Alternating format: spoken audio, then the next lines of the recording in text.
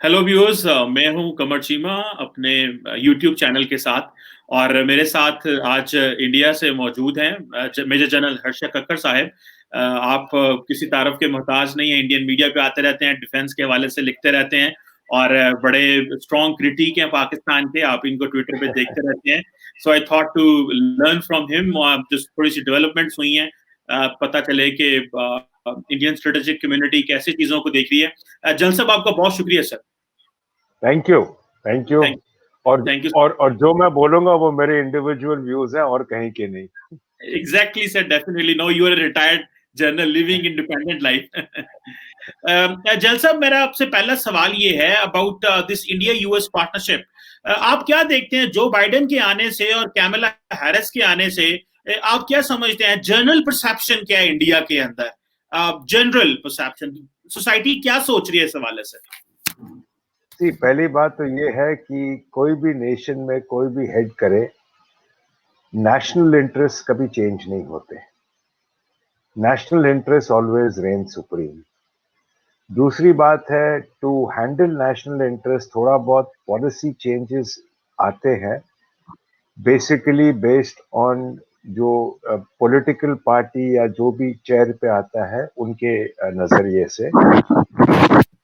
Realistically, you will not find very much of a change. India-US strategic partnership बढ़ता रहेगा। 2006 में Joe Biden ने यही कहा था कि by 2020 the two closest partners will be India and the US.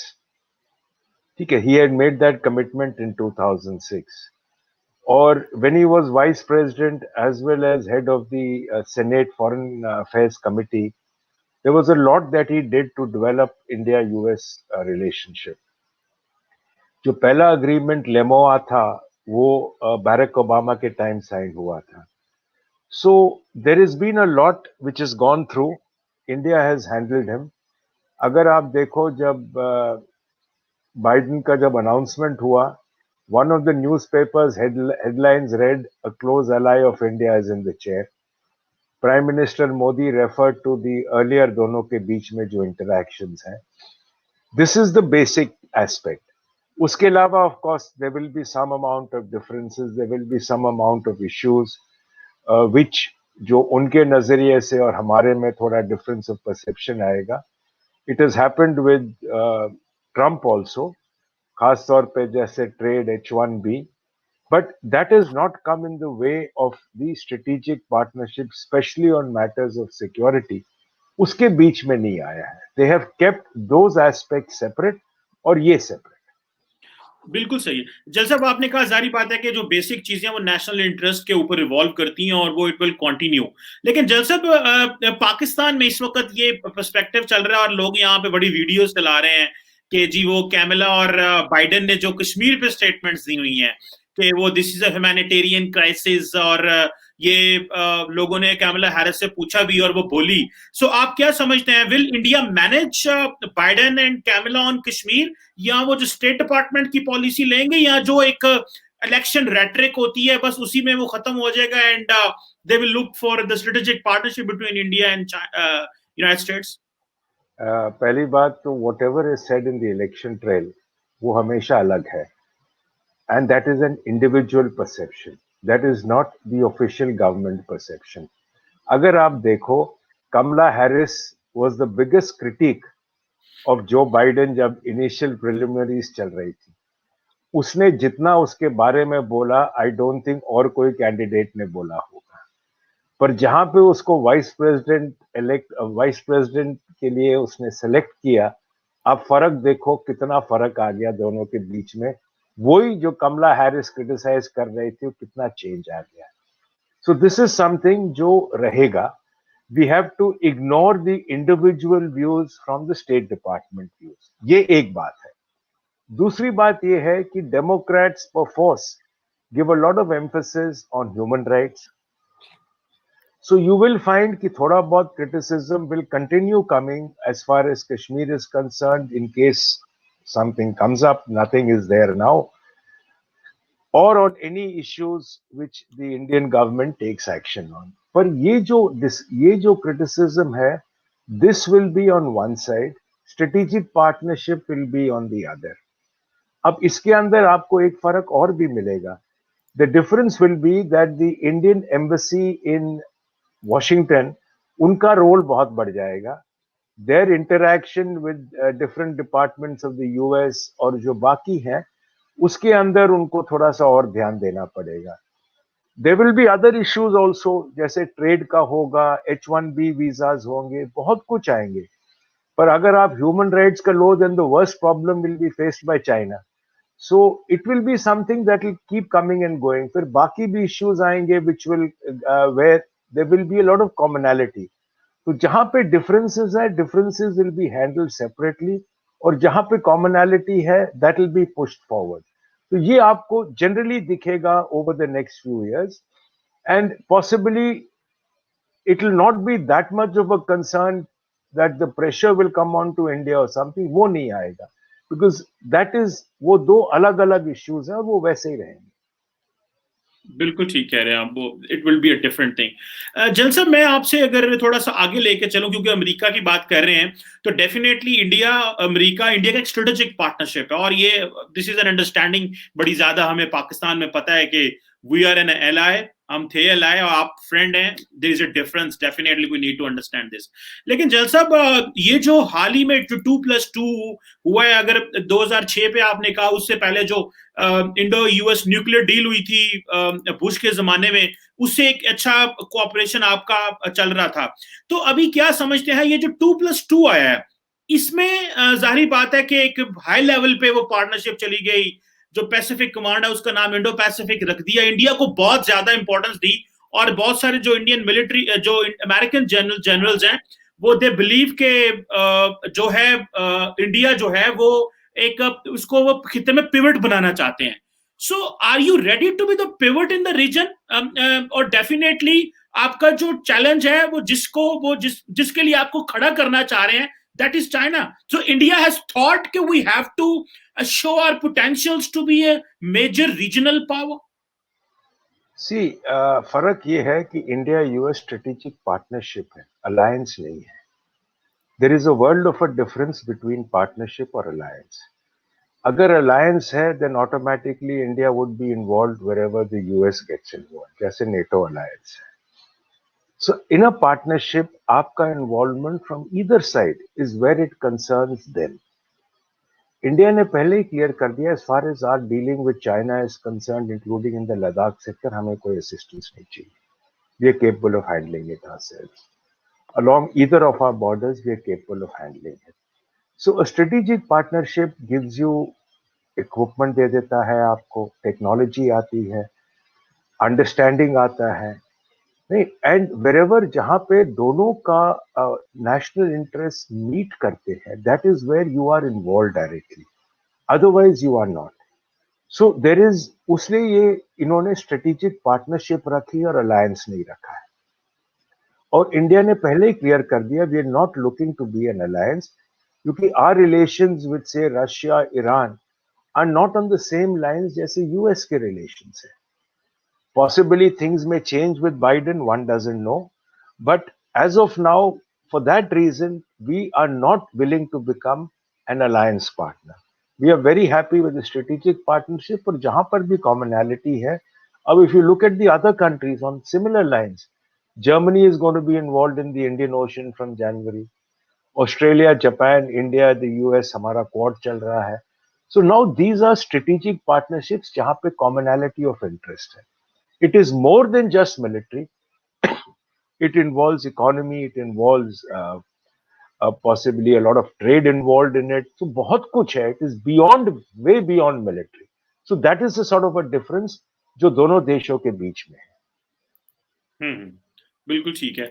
तो एक और चीज चल रही है कि जो अमेरिका है वो इंडिया को अपना जूनियर मिलिट्री पार्टनर बनाना चाह रहा है. सो ये जो टर्म है जूनियर मिलिट्री पार्टनर, तो ये ना हो कि अमेरिका बहादुर की एक खूबी तो ये भी है कि वो सारे, आपने कहा कि हम अलायंस में रहना चाहते हैं, हम अलायंस में नहीं आना चाहते, हम पार्टनरशिप में रहना चाहते हैं. So we are happy with this strategic partnership, but we are not with this alliance. So आप ये जो एक जूनियर मिलिट्री पार्टनर का रोल आपको दिया जा रहा है, ये आप समझते हैं कि is this a right term, या जो आपका ये जो हाल ही में जो basic exchange and cooperation agreement के हवाले से ये 2+2 के अराउंड जो बातें हो रही हैं, तो ये आप कैसे एडजस्ट कर रहे हैं अपने आप को, क्योंकि आपने वहां से मिलिट्री हार्डवेयर भी लेना है, state of the art cutting edge technology भी लेनी है, अपने आप को इक्विप भी करना है, तो आप तो फिर एक बेसिकली एक उनके हवाले से वो आप उनकी एक जिसे जिसे जूनियर मिलिट्री पार्टनर के साथ साथ एक छोटी क्लाइंट स्टेट भी बन जाएंगे इन टर्म्स ऑफ के जी इनको मिलिट्री वेपन दो, इक्विपमेंट दो, ताकि चाइना के लिए अपने आप को तोलें। नहीं, इसी बेसिकली जो इंडिया के अंदर system is we are paying for all our equipment, so there is no control over the equipment क्योंकि none of it is coming to us as aid. ये सब आउटराइट कैश पेमेंट है, so that is the world of a difference. दूसरा, there is no question of military partnership. India ने पहले भी clear कर लिया, we will not operate under the US, चाहे वो साउथ चाइना सी के अंदर जो फ्रीडम ऑफ नेविगेशन पेट्रोल्स जो यूएस कर रही है और फ्रीडम ऑफ नेविगेशन ऑपरेशंस जो कर रही है, India is not part of it. So we are not linked with them in any form कि कोई alliance है या junior military partner है। हमारा when we are looking at buying equipment, अब हमने जो aircraft अभी लिया, अभी हमने जो reorder किया aircraft हमने रशिया से किया है। We have not ordered from the US. So we've ordered some more MiG-29, we've ordered Su-30s, तो ये जो हम ले रहे हैं हम रशिया से ले रहे हैं। तो हमारा जो इक्विपमेंट परचेस है depending on technology, depending on employability, हम वहां से ले रहे हैं where we need it. To a large extent we are also looking for establishment of make in India, जहां पे कंपनीज यहां पे एस्टैब्लिश करें। अब US is one of the competitors, जो हमारा नेक्स्ट सेट ऑफ एयरक्राफ्ट जो हमने खरीदना है, it is not only from the US, US is one of the competitors.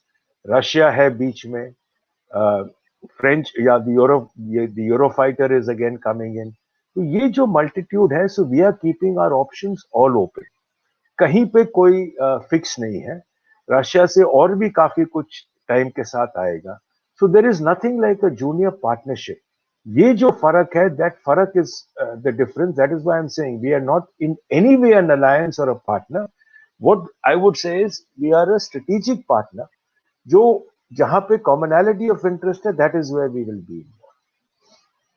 And बिल्कुल जहां ठीक है। से यूएस के साथ रिलेशंस हैं, as far as equipment is concerned, where there technology is the best, वहां से ले रहे हैं।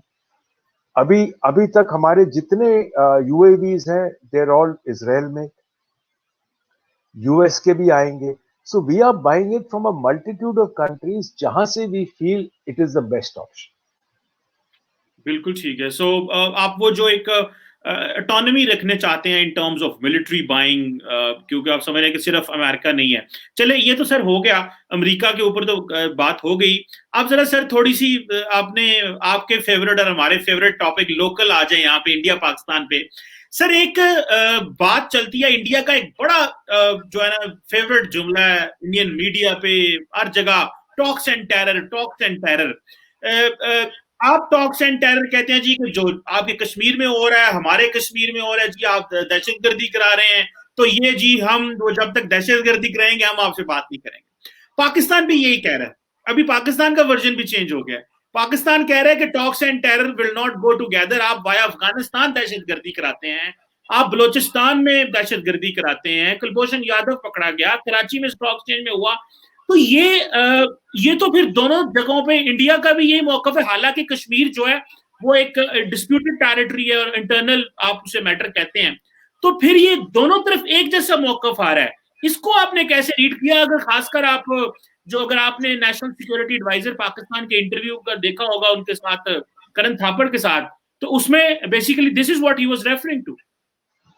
अब कल रात को इंसिडेंट हुआ है जहां पे 1 ऑफिसर एंड 3 जवान मार्टियर हुए हैं पाकिस्तान टेररिस्ट के साथ मुठभेड़ पे, एलओसी पे, राइट। अब वो कहीं और से तो नहीं आ रहे थे ना, वो कहां से आएंगे अगर एलओसी पे ऑपरेशन हुआ है। सो बेसिकली जब तक ये डिसीजन ना हो, अब आप कहते हो हम लोग अफगानिस्तान या ईरान में इन्वॉल्व हैं, आप बात करते हो टीटीपी को सपोर्ट कर रहे हैं, टीटीपी खड़ा कहां से हुआ? लाल मस्जिद के अटैक से खड़ा हुआ। आपके डॉन के अंदर ही पूरा उनकी पूरी जन्म पत्री लिखी हुई है, किस तारीख को क्या हुआ, किस तारीख को इकट्ठे हुए, कितने ग्रुप्स थे, कहाँ पे है। और आपके न्यूज़पेपर्स कहते हैं कि अफगान तालिबान उनको ऑपरेट करने दे रहा है उस इलाके में जो उनके कंट्रोल में है, नियर दी पाक अफगान बॉर्डर। ठीक है, अब आप कहते हो बलूचिस को, अगर हम ईरान में आके बलूचिस को सपोर्ट करें तो फिर पाक ईरान रिलेशनशिप कहाँ से बीच में आ गई। ठीक है, अब ब्लेम करना बहुत आसान है कि जिस देश में कुछ भी होता है तो दूसरे नेबर को ब्लेम कर दो, बहुत आसान है और पब्लिक बाई कर लेती है।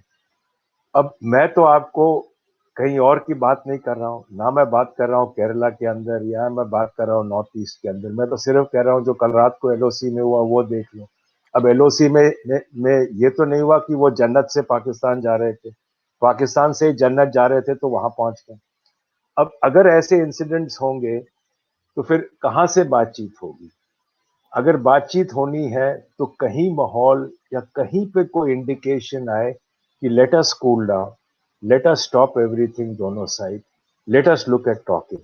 पर अगर ये मैसेज नहीं आ रहा, आपके अंदर ही जितने भी हैं टेररिस्ट ग्रुप लीडर्स वो तो ओपन अनाउंसमेंट करते हैं और आपके अंदर इंटरनल सिचुएशन आप लोगों को खुद पता है क्या हो रहा है, खासतौर पे पीडीएम के साथ, और किस प्रकार के जो बढ़ रहा है थ्रेट्स। और जो रिसेंट जो आपके बॉम्ब ब्लास्ट हुए थे क्वेटा में और कहाँ हुआ था, क्वेटा में और पेशावर में। पेशावर में, हाँ जी। हाँ जी, और आप ही के मौलाना के भाई ने क्या बोला सेनेट में, किसको ब्लेम किया उसके लिए। मैं तो बाहर से नहीं बोल रहा हूँ, आप ही की बातें बोल रहा हूँ जो आपके अंदर ही, आप ही के अखबारों में मैं पढ़ता हूँ और आप ही की टीवी देखता हूँ। उन्होंने ये तो नहीं बोला कि इंडिया उन्होंने ब्लेम किसको किया है, एस्टेब्लिशमेंट को किया है, डायरेक्टली उन्होंने बोला है। ठीक है ना। तो ये जो है बेसिकली अगर दोनों देश डिसाइड कर ले कि लोग सोल्यूशन है talks, let us look ahead, दोनों साइड से अगर बात कर ले things can move forward. One side पहले भी हमेशा the reason why there is a hesitation is सरकार कौन चलाती है, आप लोगों को खुद पता है, मैं क्या कहानी सुनाऊं। ठीक है ना, उसी का तो झगड़ा चल रहा है जो सरकार चला रहा है। अगर जो सरकार चला रहा है उसे नहीं चाहिए कि बातचीत हो तो जो सरकार बैठी है वो क्या बात करेगी, उसे तो कोई फायदा नहीं है बात करने का। क्योंकि हर हमेशा जब भी बात हुई है सरकार के साथ कुछ ना कुछ हुआ है बातचीत को डिरेल करने के लिए, चाहे वो कारगिल हुआ हो, चाहे पठानकोट हुआ हो, चाहे मुंबई हुआ हो। तो जब तक जो सरकार चला रही है वो नहीं मानेंगे तो फिर आगे कहां से बातचीत हो। लेकिन जल साहब इसमें मैं समझता हूँ कि हमारे व्यूअर्स के लिए पहली बात तो ये आप कह रहे हैं जी कि वो पाक टेररिस्ट हैं। आप इसे पाक टेररिस्ट कहते हैं, वो कश्मीरी हैं, वो फ्रीडम फाइटर्स हैं। देखें, आप कहते हैं आपके फौजी जो है शहीद हो गए। मुझे जल साहब ये बताएं, आपने एक टेरिटरी पे कंट्रोल किया हुआ है, टेरिटरी पे आपने कब्जा किया हुआ है, and the people are demanding freedom. Jal साहब, पीपल आर डिमांडिंग फ्रीडम, और जब आप उनसे वो फ्रीडम डिमांड कर रहे हैं, आपने मिलिटरीली उस इलाके को कंट्रोल किया हुआ है, तो लोग तो फिर आपके फौजी भी जाएंगे, जो है वो जान से जाएंगे। कश्मीरी तो वैसे ही जा रहे हैं, एक जो आप ये बात कर रहे हैं। और जल साहब, टीटीपी लोकल बनी है, इसमें कोई शक नहीं है, हम ये कह रहे हैं कि लोकल बनी है, लेकिन उसको जो आपके नेशनल सिक्योरिटी एडवाइजर हैं उन्होंने हाल ही में जो उन्होंने कहा जी ऑफेंसिव डिफेंस की बातें हुई कि जहां से खतरा निकल रहा है वहां से जाके मारेंगे। सो वो कह रहे हैं कि पाकिस्तान को डिस्टेबलाइज करेंगे। आप ये खुली खुली वो बात कर रहे हैं। ये मेरा ख्याल है 2 यार हफ्ते जरा मुझे थोड़ा सा कंप्लीट सर 1 मिनट के लिए कंप्लीट करने दीजिएगा। तो जल साहब, बात तो फिर अगर ये आ गई कि टीटीपी अगर बनी पाकिस्तान में थी, अभी वो अफगानिस्तान में बैठी है और इंडिया उसको फंड कर रहा है, और साथ में आपने जो ऐसे बलोच इंसर्जेंट्स अफगानिस्तान में छुप के आप उनको भी फंड कर रहे हैं, और आप कह रहे हैं वो तो आपका इंटरनल चीजें हैं। भाई कश्मीर भी तो इंटरनल था, उसको आप हक दे देंगे तो आपके फौजियों की जाने नहीं जाएंगी। और ये जो पीडीएम और हु रन्स द सरकार, जल साहब, हर मुल्क में प्रॉब्लम होता है, हर मुल्क में इश्यू होते हैं, बैलेंस ऑफ पावर कभी डिस्टेबलाइज हो जाता है। हमारे मुल्क की एक पॉलिटिकल रियलिटी है, यहाँ पे फौज पावर में रही है, और अभी हाल ही में 15 सालों में हमने दहशतगर्दी की जंग जीती है, तो फौज का बड़ा स्ट्रॉन्ग रोल है। एंड अबव ऑल जल साहब, ये इमरान खान ही था जिसने 1 साल इंतजार करता रहा कि मोदी सरकार आएगी तो हम बात करेंगे, क्योंकि मोदी साहब ने अभी इलेक्शन लड़ना है। तो मोदी साहब से तो हम बात करना चाह रहे थे, उन्होंने सर्जिकल स्ट्राइक कर दी। तो सर इसमें आर्मी का क्या है? आर्मी से मैंने खुद आर्मी चीफ के मुंह से सुना है, उस रूम में मैं बैठा हुआ था जहां पे उन्होंने कहा कि वो need to talk to India, हमें इंडिया के साथ बात करनी चाहिए और हमें खुलना आगे जाना चाहिए। दिस इज अबाउट, ये 1.5-2 साल पहले की बात है, मेरा ख्याल थोड़ा ज्यादा होगी, 2-1 साल। तो अगर काइंडली आप इसमें थोड़ी सी अपनी भी कुछ चीजें देखें, हमें तो आप कह रहे हैं कि पाकिस्तान में है, जरा अपना भी थोड़ा, हम बात करते हैं तो आपको बुरा लगता है। अच्छा, मैं आपको अभी बता दूं, पहले कश्मीर की आप बात कर रहे हो। अगर आप सोचते हो कि कश्मीर के अंदर वो प्रॉब्लम है, तो आप देखिए, इलेक्शंस 28 नवंबर से स्टार्ट हो रहे हैं।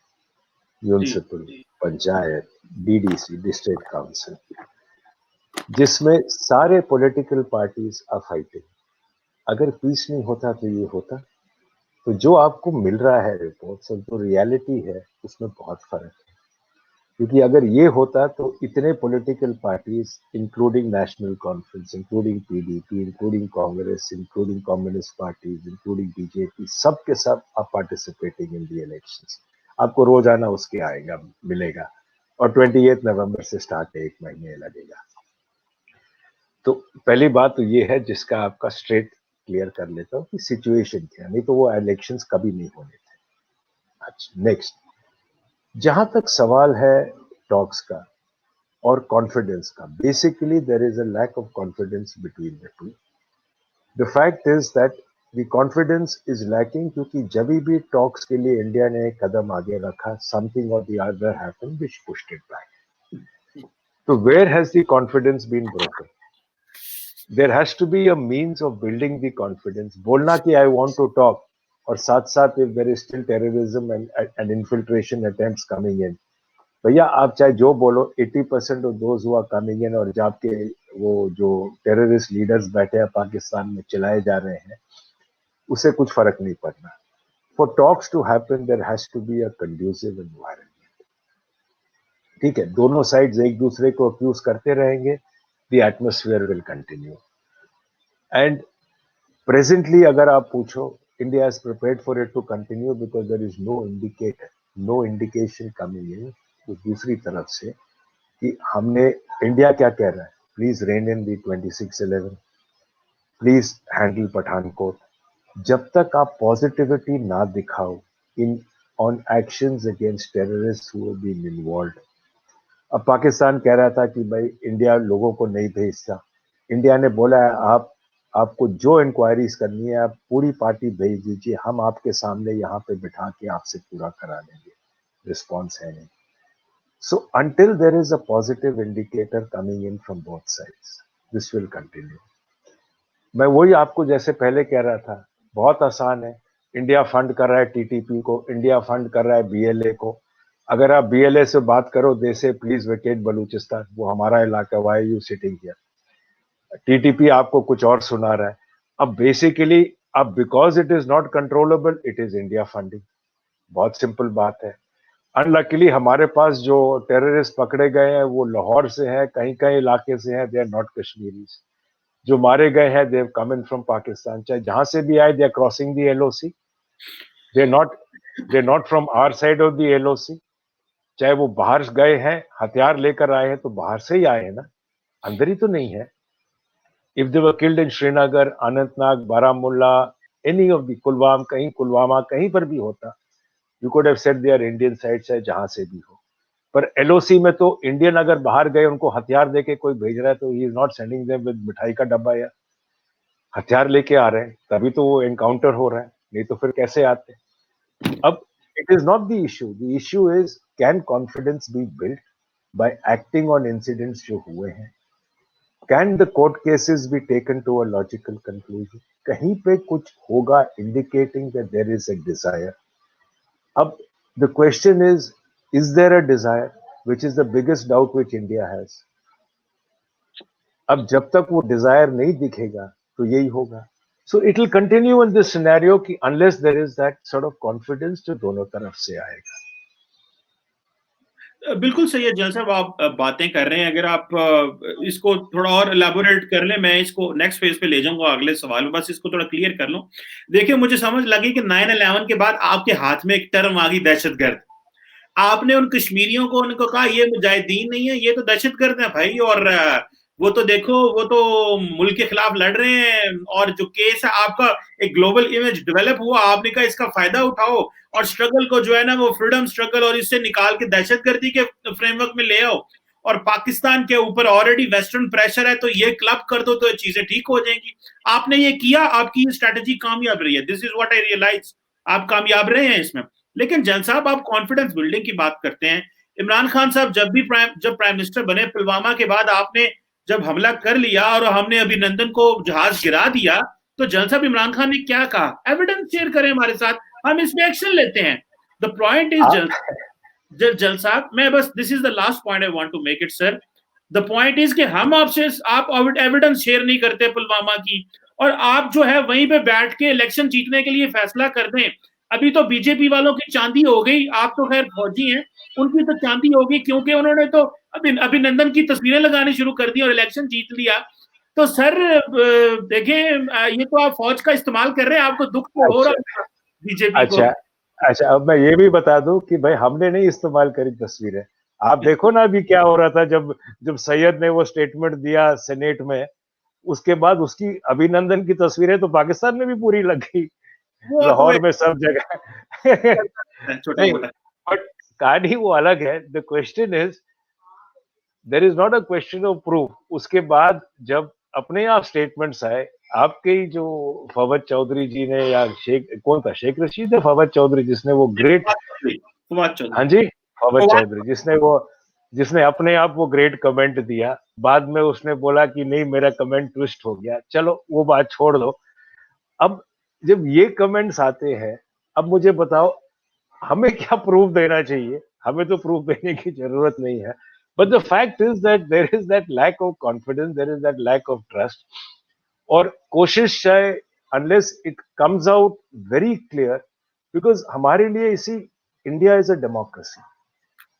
पीस होगा, we reduce army strength, we go into economy, we are the last people to complain, we don't have a problem. ठीक है, the reverse is on the other side.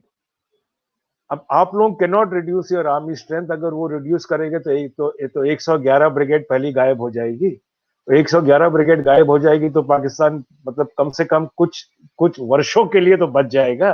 तो फर्क तो है, वो छोड़ दीजिए, अलग कहानी।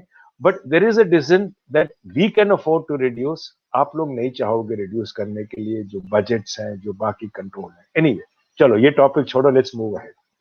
जी सर, बस इसी में मैंने, फवाद ने सिर्फ इतना कहा था, वो पोस्ट पुलवामा की बात करना चाह रहा था। बट एनी हो, आप डेमोक्रेसी हैं, हम भी डेमोक्रेसी हैं।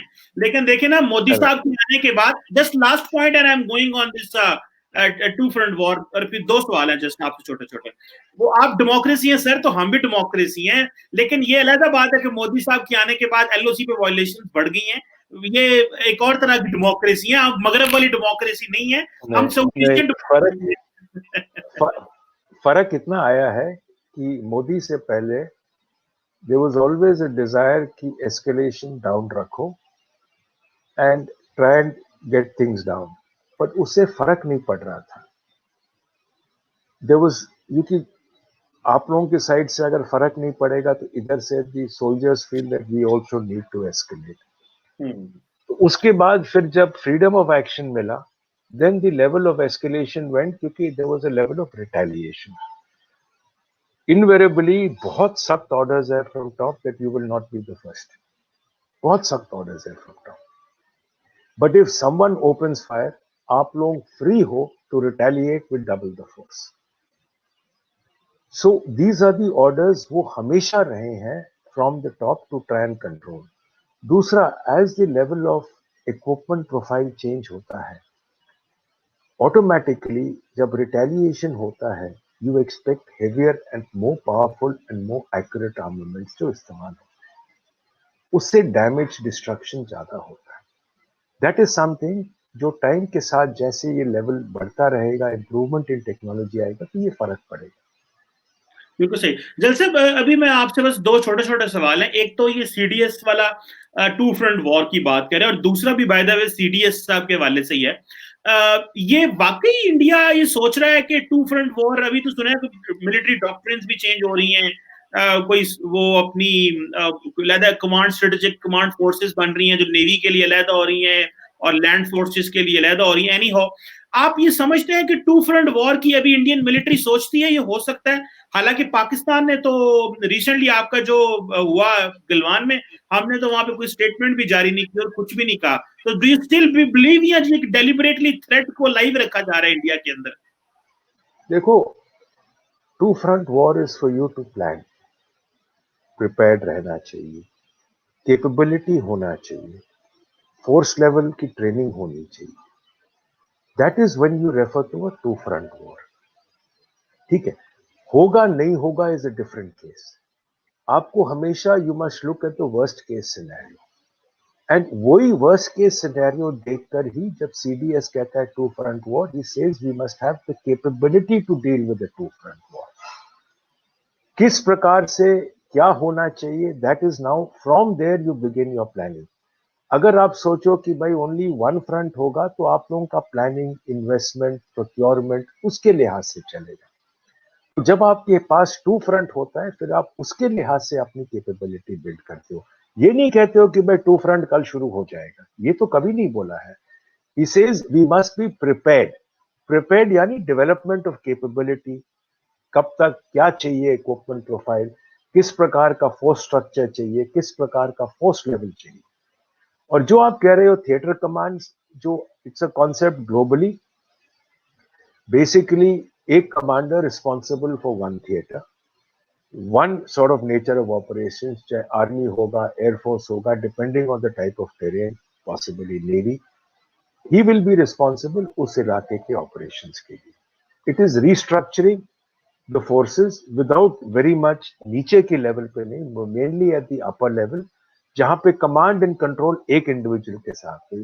बेनिफिट इज द इक्विपमेंट जो है, वेदर इट इज एयरफोर्स और आर्मी, एक कमांडर है, employment is better, planning is better, training is better, coordination is better. उसमें रिसोर्सेस कम इस्तेमाल होंगी, एक्सपेंडिचर कम होगा, and efficacy at the end of the day is better. जलसा, एक छोटा सा सवाल इसी से लिंक करूं, जिमनन सवाल आ गया। ये आपकी लीडरशिप तो खैर चाइना का लफ्ज मुंह से नहीं लेती, खासकर मोदी साहब को उनकी ऑपोजिशन भी बड़ा क्रिटिसाइज करती है, लेकिन जनरल क्या फीलिंग है इंडिया के अंदर कि दो आपके बड़े राइवल हैं और दोनों न्यूक्लियर पावर है, और दोनों से आपने जो है ना वो मामलात खराब हैं, एक से तो पुराने हैं, दूसरे से भी पुराने ही हैं, लेकिन चाइना के साथ आपने मामलात ठीक किए लेकिन इतने हुए नहीं है। तो आप क्या समझते हैं, जनरल फीलिंग क्या है कि ठीक है गुजारा कर लेंगे अमेरिका को, वहां वो अटलांटिक ओशन से बुला के पार्टनरशिप बनाएंगे, या खिते के साथ जो है वो लड़ाई करेंगे? तो जनरल फीलिंग क्या आती है इस टॉपिक के ऊपर, जो स्ट्रेटेजिक कम्युनिटी में सियाने लोग जो आप जैसे सोचते हैं सर? पहली बात, India is capable to handle दोनों थ्रेट्स ऑन इट्स ओन, उनको किसी की सपोर्ट नहीं चाहिए। दूसरा, जहां तक चाइना के साथ है, it is an absolute stalemate. China फंस गया है बीच में आके। 70 साल से चाइना कभी विंटर्स में लद्दाख में नहीं रहा। पहली बार 70 सालों के बाद चाइनीज फोर्सेस विंटर लद्दाख में काट रही है। हम लोग की आदत है, चाहे सियाचिन हो, चाहे अरुणाचल की हाइट्स हो, चाहे लद्दाख हो, फोर्सेस जहां पे हैं, विंटर्स हो समर्स हो, रहते हैं। चाइना के साथ जो रिकॉर्ड है, border defence regiment which is generally local Tibetans, और मिलिशिया जो लोकल टिबेटन्स हैं वो रहते हैं। हैन चाइनीज हर साल 10-12 एंड अक्टूबर बिगनिंग नवंबर में वापस मेनलैंड चले जाते हैं, अप्रैल के महीने में आते हैं। और हम लोगों के साथ जो प्रोसीजर है विंटर स्टॉकिंग का, वो हर साल होती है, रूटीन है, क्योंकि सियाचिन से हमने कभी वेकेट, -40 हो चाहे -50 हो, चाहे कारगिल हाइट्स में अभी से हम वहीं बैठे हुए हैं 99 से, वी हैव नेवर वेकेटेड और ना वेकेट करेंगे। सेम अरुणाचल के यही सुपर हाई एल्टीट्यूड्स ले लो, सिक्किम के अंदर सुपर हाई एल्टीट्यूड्स जो जो जैसे लद्दाख वाला टेम्परेचर और कंडीशंस है वही सिक्किम में भी है, वहां पर भी ट्रुप्स रहते हैं 365, ठीक है। सो वो कोई प्रॉब्लम नहीं है, पर चाइनीज अब बीच में फंसे हैं। पहली बार वो लद्दाख में रह रहे हैं विंटर्स में, उनको दिक्कत पड़ रही है। उन्होंने चाहे जो अपने अकोमोडेशन बनाए हो, हम लोगों को जो अब्रॉड कोर्सेज कर चुके हैं, जो घूम कर आए विंटर्स में, पता लगता है कि अंदर से बाहर निकलो तो क्या फर्क पड़ता है। एंड हमारे लिए तो इट इज अ रूटीन। और जो हमारे ट्रुप्स हैं, एवरी थर्ड टेन्योर उनका सुपर हाई एल्टीट्यूड होता है। सो हर यूनिट में 1/3 या 2/3 पीपल का एक्सपीरियंस हो चुका है super high altitude before they are now presently जहां पे है। So nothing new, we are used to that system.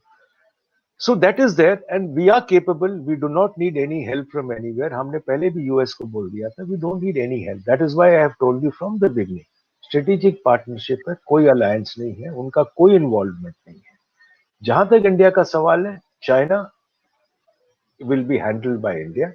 और जैसे सीडीएस कह रहा है, two front war, which is basically what is the ultimate plan of India to be able to handle a two front. जैसा बिल्कुल ठीक है। आखिरी सवाल मैं आपसे करना चाह रहा हूँ, ये काफी डिबेट हमने सुनी है और डिस्कशन भी हो रही है कि जब से जनरल बिपिन रावत साहब सीडीएस आए हैं, तो जो इंडियन जो फोर्सेस हैं, जो आपकी आर्मी, नेवी और एयरफोर्स है, इसमें काफी डिस्कनेक्ट आया है। जैसे कि हाल ही में हमने सुना है कि एक तो जारी बात है सीडीएस होने की वजह से उनको वो एक अपर हैंड भी है, और जनरल नरवाने जो है वो इतने वो अभी नजर नहीं आते जितना वो सीडीएस ने, जारी बात उन्होंने भी तो अपनी स्पेस घेरनी है। तो अभी जो है वो हाल ही में उन्होंने कहा है कि हम जो जो आपकी एयर कमांड है उसको जो है वो इकट्ठा कर रहे हैं। सो नेवी, आर्मी और एयरफोर्स मिलके कोई एयर कमांड करेंगे, जिसको सुना एयरफोर्स ने बड़ा इसको गलत समझा है।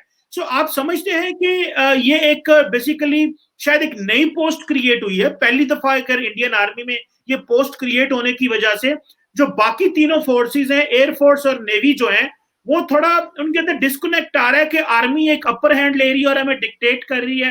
क्या ऐसी चीज है? और ये कुछ खबरें भी आ रही है इस हवाले से? नहीं, आपको जो खबरें आ रही है वो थोड़े से मिक्स आ रही है।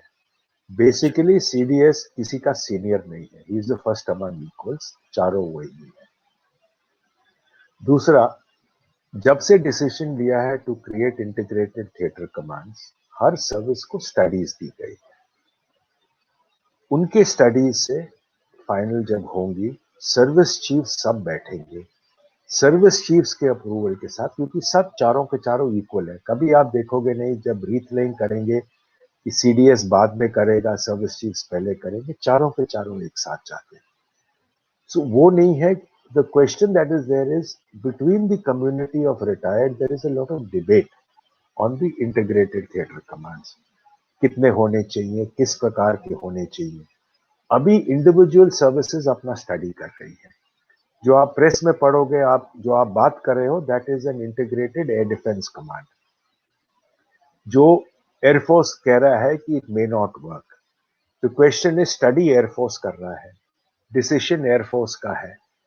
बाकी सर्विस चीफ्स को मानना है अगर अग्री करेंगे, क्योंकि इनके रिसोर्सेज एयरफोर्स के नीचे आएंगे और the air defence of India. वैसे भी एयर डिफेंस ऑफ इंडिया की रिस्पॉन्सिबिलिटी एयरफोर्स की है, पर हर सर्विस के अपना इक्विपमेंट है जो अपनी जगह डिप्लॉय करते हैं। क्या वो एक जगह कोऑर्डिनेट हो सकता है? क्या एयरफोर्स उसको जो हेड करेगा, क्योंकि एयरफोर्स की रिस्पॉन्सिबिलिटी है एयर डिफेंस की, तो किस प्रकार से वो उनको एक्सेप्ट करेगा, किस प्रकार से एम्प्लॉय करेगा, किस प्रकार से अंडर कमांड आएगा? तो ये सब डिस्कशंस अभी चल रही है।